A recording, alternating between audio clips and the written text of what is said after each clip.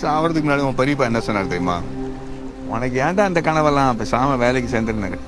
குமுதாவை தவிர வேற எல்லாரும் என்ன பைத்தியம் தான் நினைச்சாங்க. சரி அதான் நாளையில அவனுக்கு கல்யாண குட்டி காரு வீடு இதெல்லாம் தாண்டி யோசிக்கிறவன் பைத்தியக்காரன் தானே.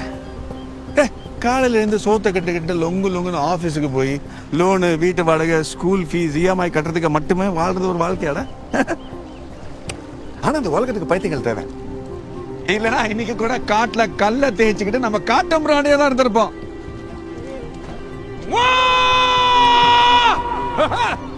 குராக் சொன்ன மாதிரி the only people are the mad ones. பைத்தியங்களுக்கு மட்டும்தான்டா இந்த உலகம் நாளைக்கு எப்படி இருக்கணும்னு இன்னைக்கு கனவு காண தோணும். அந்த ஒரு நாள் வரும். My day will come.